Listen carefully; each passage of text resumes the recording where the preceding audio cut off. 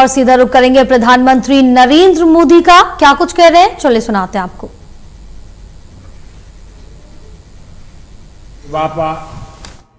सेवा का सौभाग्य मिलना ये ईश्वर की विशेष कृपा से ही संभव हो सकता है। और मेरे लिए तो जनता जनार्दन ही ईश्वर का रूप है। और इसलिए मैंने सेवा कार्य को हमेशा एक साधना के रूप में ही देखा है। और ये साधना भी एकाकी नहीं रही है, ये एक सामूहिक यज्ञ है जिसमें आप सबने और अनेकों साथियों ने कर्तव्य भाव से अपना योगदान दिया है।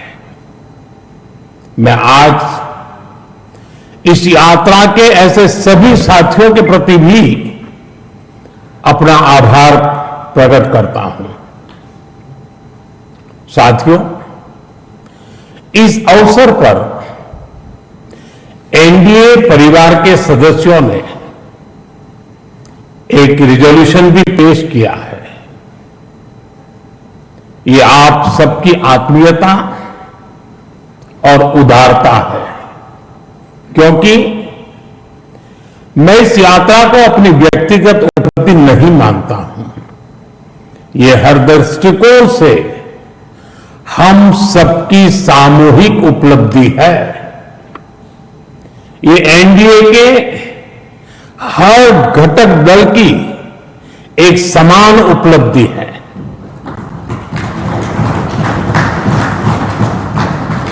इसलिए मैं इस प्रस्ताव को आप सभी को भाजपा समेत हमारे एनडीए परिवार के सभी कार्यकर्ताओं को समर्पित करता हूं। साथियों, भारत की जनता का निरक्षीर विवेक हमेशा अद्भुत रहा है। देश की जनता ने राष्ट्रीय स्तर पर राजनीतिक स्थिरता का महत्व समझा है। ये जनता जनार्दन की परिपक्वता ही है कि उसने लंबे समय तक मुझे इस तरह जनता की सेवा का अवसर दिया। 2014 के पहले के कई दशक बहुत अस्थिरता और उथल पुथल से भरे हुए थे।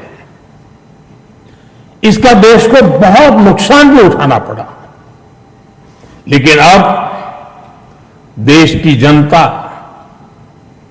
एक स्थिर सरकार का काम भी देख रही है और उसकी निर्णायक क्षमताओं की प्रशंसक भी है।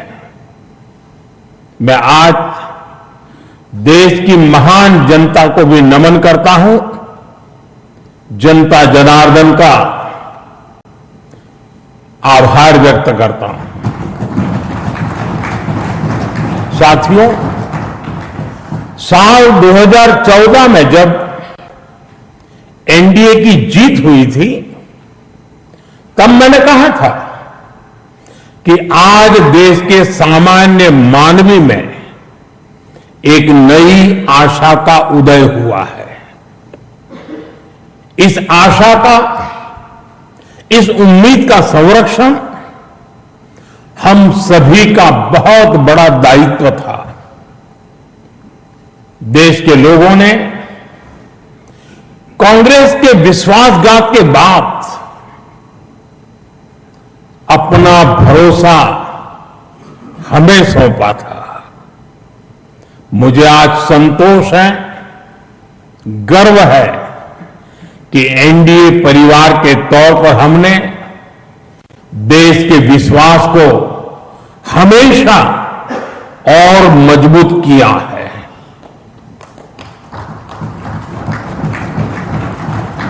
2014 में आशा का उदय होता सूरज आज नए आत्मविश्वास के प्रकाश पुंज में बदल गया है। भारत के लोगों ने पहली बार ये देखा है कि जब सही नीयत से सरकार चलती है तो तेज गति से विकास भी होता है। एनडीए सरकार के इन 12 वर्षों में 25 करोड़ से ज्यादा लोगों का गरीबी से बाहर निकलना ये दिखाता है कि हमारी नीतियां सही हैं, हमारी दिशा सही है। ये सफलता आज देश के हर उस व्यक्ति को एक भरोसा देती है कि एक न एक दिन उसका संघर्ष भी खत्म होगा, एक दिन उसके सपने भी पूरे होंगे। और मैं मानता हूं कल जो गरीब था आज जो न्यू मिडिल क्लास बना है उसे अब हमें पीछे नहीं होने देना है। इसलिए सरकार के नाते, जनप्रतिनिधि के नाते हमें दिन रात काम करना है, परिश्रम की पराकाष्ठा करनी है। और इस संकल्प के साथ कि 140 करोड़ का ये देश हमसे जो उम्मीदें लगाए बैठा है वो जरूर पूरी हो। भारत का युवा, भारत की नारी शक्ति, भारत का मध्यम वर्ग, भारत के किसान, सबकी आकांक्षाएं, उनकी एस्पिरेशंस हमें पूरी करनी है। आज देश का हर नागरिक विकसित भारत के सपने से भरा हुआ है। विकसित भारत का सपना अब किसी एक व्यक्ति का नहीं रहा, किसी सरकार का नहीं रहा, किसी दल का नहीं रहा। देश के जन जन का सपना बन चुका है, संकल्प बन चुका है। और इस सपने की पूर्ति के लिए हमें अपना हर पल समर्पित करना है। साथियों, एनडीए के 12 वर्षों की एक बड़ी सफलता यह भी है कि देश कांग्रेस के कुचक्र से आजाद हुआ है। कांग्रेस ने देश को लाचारगी, बेचारगी और हीन भावना के गर्त में गिरा दिया था। देश को यही एहसास कराया जाता था कि भारत में विकास धीरे धीरे ही होता है, भारत में तेज विकास संभव ही नहीं है। और बड़ी ही चतुराई से इस धीमी विकास को एक नाम दिया था, हिंदू ग्रोथ रेट। यानी कार्यशैली कांग्रेस की, दायित्व कांग्रेस का, विफलता कांग्रेस की, लेकिन कलंक देश की बड़ी हिंदू आबादी के नाम लगाया गया। जबकि असल में इस कुसंस्कृति का नाम होना चाहिए था कांग्रेस ग्रोथ रेट। इस कांग्रेस ग्रोथ रेट में ना गवर्नेंस थी, ना नीति, ना नियत और ना ही निर्णय। साथियों, पहली बार अटल जी के नेतृत्व में एनडीए सरकार आई, तब जाकर हमें एक झलक दिखी कि विकास में गति कैसे आती है। लेकिन दुर्भाग्य से 2004 में देश फिर से अस्थिरता के बवंडर में और कांग्रेस के शिकंजे में फंस गया। विकास तो दूर की बात है, देश को कांग्रेस ने एक के बाद एक हजारों करोड़ रुपए के घोटालों में घसीट दिया। साथियों, देश का भाग्य फिर तब बदला जब 2014 में एनडीए की सरकार बनी।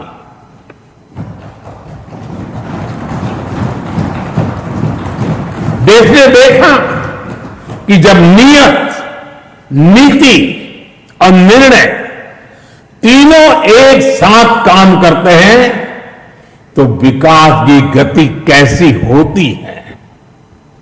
देश ने देखा कि जो काम दशकों में होते थे वो काम महीनों में होने लगे। 2014 में 74 एयरपोर्ट से 2026 में 160 से अधिक एयरपोर्ट तक, 2014 में 1000 किलोमीटर एक्सप्रेसवे से 2026 में 6700 किलोमीटर एक्सप्रेसवे तक, 2014 में सिर्फ 5 शहरों में मेट्रो से 2026 में 20 से ज्यादा शहरों में मेट्रो तक, 2014 में 700 करोड़ रुपए डिफेंस एक्सपोर्ट से 2026 में 23,000 करोड़ रुपए के डिफेंस एक्सपोर्ट तक। देश ने बहुत लंबी यात्रा तय की है। साथियों, 2014 में देश में केवल 25 करोड़ इंटरनेट यूजर थे। आज 100 करोड़ से अधिक यूजर इंटरनेट से जुड़े हैं। 2014 में डिजिटल पेमेंट्स ना के बराबर थे। आज भारत डिजिटल ट्रांजैक्शन में नंबर 1 देश है। 2014 में भारत अपनी जरूरत का ज्यादातर मोबाइल बाहर से मंगाता था। आज भारत 33 करोड़ से अधिक मोबाइल हैंडसेट खुद बनाता है।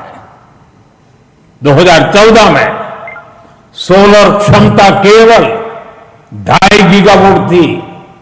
आज यह 150 गीगावाट से अधिक है। 2014 में एथेनॉल ब्लेंडिंग केवल 1.5% था। आज यह 20% तक पहुंच चुकी है। 2014 में देश की एक भी सेमीकंडक्टर यूनिट नहीं थी। आज देश में बन रही 10 से ज्यादा सेमीकंडक्टर यूनिट्स भारत को आधुनिकता की तरफ ले जा रही है। साथियों, हमने देश की जरूरतों को अपनी नीतियों और निर्णयों का आधार बनाया। नई सोच से नए फैसले लिए। हमने युवाओं के लिए स्किल डेवलपमेंट मिनिस्ट्री बनाई। सहकारी क्षेत्र को मजबूती देने के लिए अलग कोऑपरेटिव मिनिस्ट्री बनाई।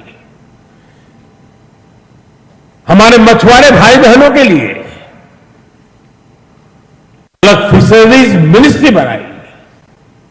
हमारा फोकस क्लियर था, विकास की दौड़ में कोई पीछे न छूटे। साथियों, हमने दिव्यांगजनों के लिए कानून बनाया। आदिवासियों के लिए जनमन जैसी योजनाएं शुरू की। पशुपालकों और मछुआरों को पहले किसान क्रेडिट कार्ड का लाभ नहीं मिलता था। हमने उन्हें भी सुविधा से जोड़ा। और इतना ही नहीं, हमारी सरकार ने रेहड़ी पटरी वालों को भी स्वनिधि क्रेडिट कार्ड की सुविधा दी। साथियों, सवाल यह है कि अगर 12 साल में इतना कुछ हो सकता है तो फिर दशकों तक क्यों नहीं हुआ।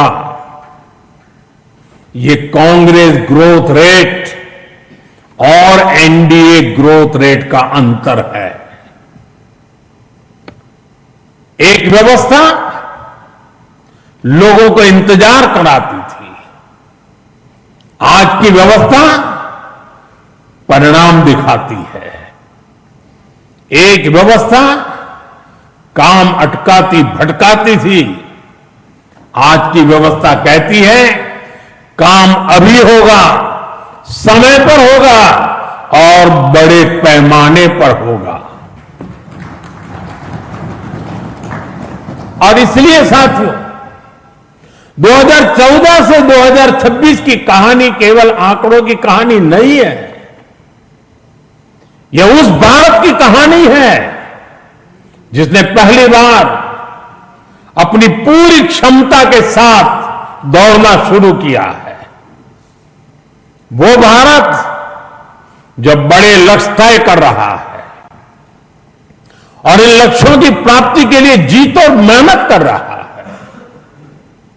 साथियों, एनडीए के 12 वर्षों की उपलब्धियों की एक और विशेषता है।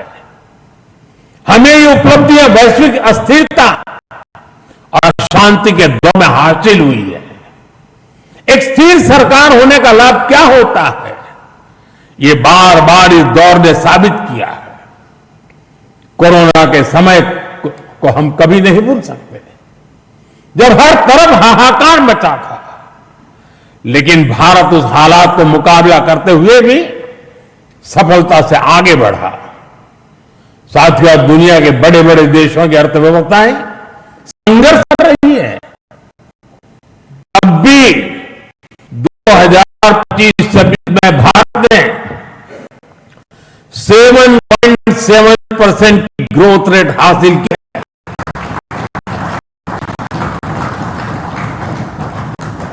पिछला क्वार्टर तो जो 31 मार्च को खत्म हुआ, उसमें भी भारत की ग्रोथ 7.8% रही है।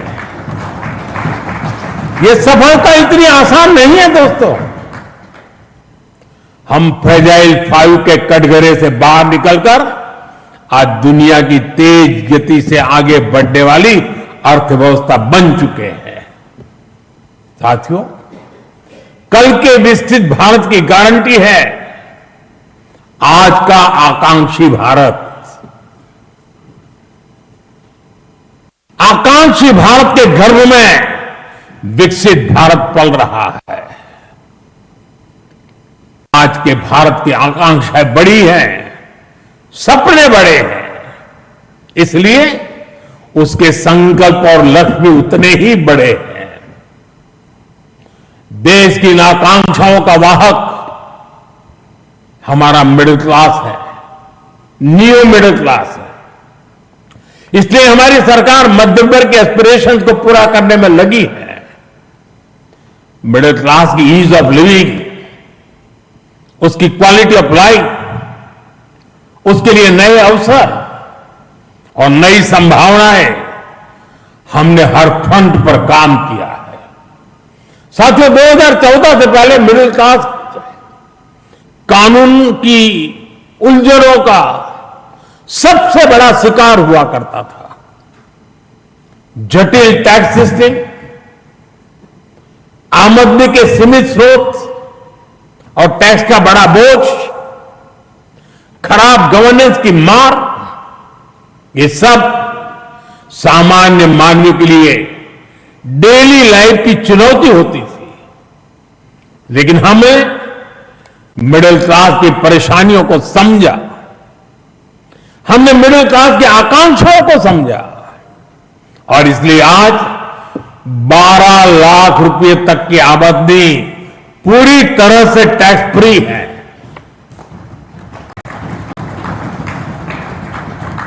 आज देश में सरल और फेसलेस टैक्स सिस्टम है।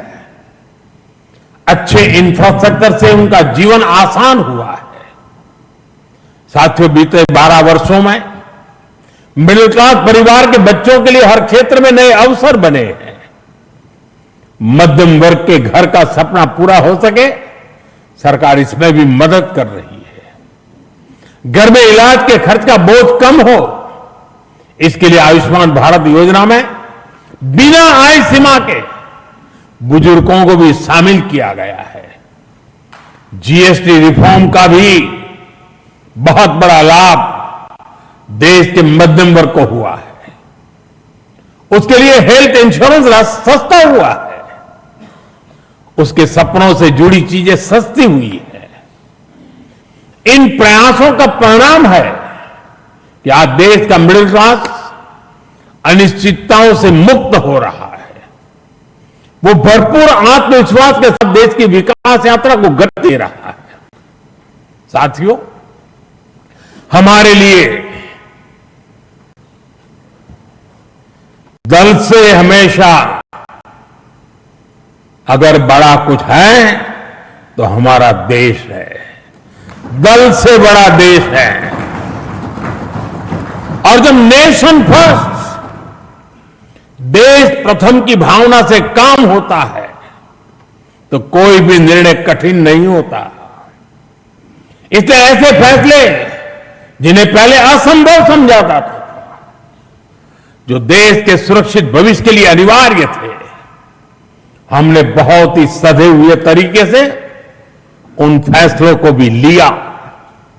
पहले सरकारें आर्टिकल 370 की बात करने से डरती थी। हमने उसे खत्म करके पूरे देश में एक संविधान लागू किया। पहले नॉर्थ ईस्ट से बम, बंदूक और ब्लॉकेट जाने का नाम नहीं लेते थे। हमने नॉर्थ ईस्ट में शांति भी लौटाई और स्थिरता भी लेकर आई। पहले भारत आतंक के हमलों के बाद चुपचाप दर्द सहता रहता था। हमने आतंकवादियों पर सर्जिकल स्ट्राइक की, एयर स्ट्राइक की। ऑपरेशन सिंदूर में दुनिया ने भारत का सामर्थ्य देखा। साथियों, पहले मान लिया गया था कि नक्सलवाद, माओवाद अब कभी नहीं खत्म होने वाला, कभी खत्म हो ही नहीं सकते। हमने देश को नक्सलवाद, माओवाद के उस जहर से मुक्त करके दिखाया है। साथियों, महिलाओं को आरक्षण, 3 तलाक के खिलाफ कानून, सीएए का कानून, भारतीय न्याय संहिता, सैनिकों को 1 रैंक 1 पेंशन। एनडीए सरकार राष्ट्रहित में कोई भी काम करने से पीछे नहीं रही और हम सभी को इस बात पर गर्व है। मैं आज देश को फिर आश्वस्त करूंगा, देश हित के बड़े फैसलों का इस सिलसिला और भी तेज होगा, तेज गति से आगे बढ़ेगा। साथियों, बीते 12 वर्षों में देश ने जो कुछ हासिल किया वो दुनिया देख रही है, लेकिन अब हमें अपनी दृष्टि आगे की ओर रखनी है। हमें 2047 के लक्ष्य को देखते हुए उस लक्ष्य को पूरा करने के लिए अपनी स्पीड को और बढ़ानी होगी। हमारा बेंचमार्क अब यह होना चाहिए कि बीते 12 वर्षों में जो स्पीड और स्केल हमारी रही है, उसको हम और अधिक बड़ा और व्यापक कैसे बना सके। आज ग्लोबल ग्रोथ में भारत की हिस्सेदारी लगातार बढ़ रही है। इसलिए भारत को अब ग्लोबल पैरामीटर्स, ग्लोबल कंपटीशन और ग्लोबल पर्सपेक्टिव देखना है। दुनिया भारत से सॉल्यूशन चाहती है। दुनिया भारत में वैश्विक सप्लाई चेन का एक भरोसेमंद पार्टनर देख रही है और हमें दुनिया की इन अपेक्षाओं पर खरा उतरकर दिखाना है। हमें यह समय गंवाना नहीं है और मैं बार बार कहता हूं, यही समय है, सही समय है। साथियों, में फ्यूचरिस्टिक टेक्नोलॉजी में खुद को श्रेष्ठ रखना है। हमें सिर्फ दुनिया जैसा नहीं करना, हमें दुनिया से एक कदम आगे रहना है। अब जैसे एनर्जी सिक्योरिटी है, बीते 12 वर्षों में हमने ऊर्जा में आत्मनिर्भरता के लिए अभूतपूर्व काम किया। मैंने लाल किले से समुद्र मंथन अभियान की घोषणा की थी। यह बहुत ही महत्वाकांक्षी मिशन है। बीते दिनों में ऑयल एंड गैस के एक्सप्लोरेशन को लेकर काफी पॉजिटिव खबरें आ रही हैं। यानी आने वाला समय अनेक संभावनाओं से भरा हुआ है और हमें हर संभावना का पूरा फायदा उठाना है। साथियों, अब हमें 500 गीगावाट रिन्यूएबल एनर्जी के टारगेट को जल्द से जल्द पूरा करना है। सोलर एनर्जी को लेकर तो काम तेजी से चल रहा है, लेकिन अब हमें न्यूक्लियर एनर्जी के लक्ष्यों को भी तेजी से हासिल करना है। अभी हमने दुनिया को दिखाया है कि Bharat fast breeder reactor technology में कितना आगे पहुंच गया है। ये टेक्नोलॉजी हमें न्यूक्लियर एनर्जी में आत्मनिर्भरता की तरफ ले जाएगी। इसी तरह ग्रीन हाइड्रोजन और ग्रीन एमोनिया के मामले में भारत बहुत तेजी से काम कर रहा है। आने वाले समय में ये टेक्नोलॉजी भारत को ग्लोबल ग्रीन एनर्जी मैप में सबसे प्रमुख बना पाएगी और ये नाम बनना पक्का है। साथियों, आज बड़े एक्सपर्ट्स भी का भी अनुभव है कि जिन देशों ने मैन्युफैक्चरिंग के पूरे इकोसिस्टम पर 80-90 के दशक में काम किया, उन्हें उसका फायदा इस सदी में मिलना शुरू हुआ। भारत ने 10-12 वर्ष पहले जिस इकोसिस्टम पर काम करना शुरू किया, उसका लाभ अब देश को मिलना शुरू हो गया। 2014, 15, 16 के कालखंड में जो बात नींव डाली गई, उस फल अब दिखाई देने लगे हैं। भारत तेजी से दुनिया का मैन्युफैक्चरिंग पावर हाउस बनने की ओर आगे बढ़ रहा है। साथियों, energy, minerals, cheap, battery storage, space, drone, data centre, quantum computing, artificial intelligence, ऐसे हर सेक्टर, हर टेक्नोलॉजी एक दूसरे से जुड़ी हुई है। ये एक दूसरे की पूरक है। भारत इनके लिए विदेशों पर निर्भर नहीं रह सकता, क्योंकि ये भारत की आर्थिक और स्ट्रेटेजिक हर प्रकार के सिक्योरिटी से जुड़े विषय है। और तभी भारत सेमीकंडक्टर इकोसिस्टम पर इतना फोकस कर रहा है, तभी क्रिटिकल मिनरल्स को लेकर मिशन मोड पर काम चल रहा है। साथियों, शिपिंग सेक्टर में भारत आत्मनिर्भरता के नए लक्ष्यों के साथ आगे बढ़ रहा है। हम एक ऐसे फ्यूचर की तरफ बढ़ रहे हैं जहां हम मेड इन इंडिया शिप पर ट्रेड करेंगे और कंटेनर भी मेड इन इंडिया होंगे। शिप मेंटेनेंस और रिपेयर से लेकर स्क्रैपिंग तक की सर्विसेज भी भारत देगा। यही विजन हमारे एविएशन सेक्टर के लिए है। आज हम made in India transport aircraft बना रहे हैं।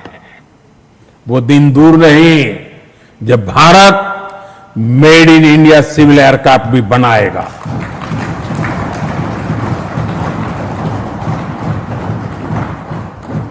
देशवासी मेड इन इंडिया विमान में ही यात्रा करेंगे, वो दिन मैं देख रहा हूं दोस्तों। साथियों, ये सभी टेक्नोलॉजी की है, डेटा की है। आज विश्व के सबसे बड़े और आधुनिक डेटा सेंटर्स भारत में बन रहे हैं। यही भारत की ग्लोबल सप्लाई और वैल्यू चेन का मजबूत पिलर बनाएगी। हमने यूपीआई के माध्यम से दुनिया को दिखाया है कि भारत कम से कम और कम से कम समय में टेक्नोलॉजी का इतना विस्तार कर सकता है। हमने दिखाया है कि हमारे युवाओं का सामर्थ्य क्या है। अब एआई, डीप टेक और एडवांस टेक्नोलॉजी में हमारे युवा नया दमखम दिखाने के इरादे से आगे बढ़ रहे हैं। साथियों, आने वाले समय में दो और सेक्टर में भारत का सामर्थ्य पूरी दुनिया देखेगी। ये सेक्टर है टूरिज्म और स्पोर्ट्स। ये दोनों भारत की इकोनॉमी के मजबूत पिलर बनेंगे। विशेष रूप से कॉन्फ्रेंस, एग्जीबिशन और कॉन्सर्ट के मामले में भारत एक ग्लोबल डेस्टिनेशन बनने के लिए अब पूरी तरह सज रहा है। आधुनिक इंफ्रास्ट्रक्चर से सेक्टर को बहुत पुश मिलेगा और स्पोर्ट्स में तो भारत के युवा कमाल का प्रदर्शन कर रहे हैं और हर दिन उनकी परफॉर्मेंस निखरती जा रही है। भारत दुनिया की बिगेस्ट स्पोर्ट्स लीग की धरती बनता जा रहा है। आने वाले सालों में हमारी ये ख्याति और बुलंद होगी। ओलंपिक्स के लिए हमारी तैयारियां भी भारत की एस्पिरेशन का ही प्रतिबिंब है। हमें छोटा नहीं सोचना है, हमें लक्ष्य ऊंचे रखने हैं और उन्हें प्राप्त करने के लिए पूरी ताकत लगा देनी है। साथियों, आज भारत रिफॉर्म एक्सप्रेस पर सवार होकर तेजी से आगे बढ़ रहा है।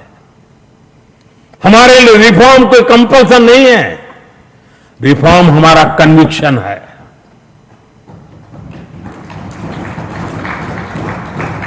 और देश भी निरंतर रिफॉर्म्स को सपोर्ट कर रहा है। साथियों, देशवासियों की सहभागिता हमारी बहुत बड़ी शक्ति है। ये 12 वर्ष सरकार और समाज की सहभागिता का उत्सव मनाने वाले रहे हैं। बीते 12 वर्षों में मैंने जो भी सहयोग देश से मांगा, देशवासियों ने दिल खोल करके साथ दिया है। मैंने स्वच्छता का आग्रह किया तो पूरा देश निकल पड़ा। मैंने देश से डिजिटल पेमेंट अपनाने के लिए आह्वान किया तो भारत रियल टाइम ट्रांजैक्शन में दुनिया में सबसे आगे निकल गया। मैंने कोरोना महामारी के दौरान एकजुटता का, संयम का आग्रह किया तो देश ने एकजुट होकर उस महामारी का सामना किया। जनता ने कभी हमें निराश नहीं किया। साथियों, आने वाले समय में भी इसी जन विश्वास और जन भागीदारी के साथ हमें आगे बढ़ना है। सबका साथ, सबका विकास, सबका विश्वास और सबका प्रयास, ये हमारा मंत्र रहा है। सबका प्रयास ही विकसित भारत के निर्माण की असली ऊर्जा है। हमें हर राज्य, हर शहर, हर गांव को जोड़ना है। अब समय आ गया है कि राज्यों के बीच नई प्रकार की तंदुरुस्त स्पर्धा, स्वस्थ स्पर्धा हो। स्पर्धा इस बात की हो कि कौन सा राज्य सबसे तेजी से $1 ट्रिलियन इकोनॉमी बनता है। स्पर्धा इस बात की हो कि कौन सा शहर इनोवेशन का सबसे बड़ा केंद्र बनता है। स्पर्धा इस बात की हो कि कौन सा क्षेत्र रोजगार सृजन में सबसे आगे निकलता है। भारत की प्रगति राज्यों की ऐसी प्रगति से ही होने वाली है। आइए अगले दशक को उपलब्धियों के साथ साथ श्रेष्ठता का भी दशक बनाएं।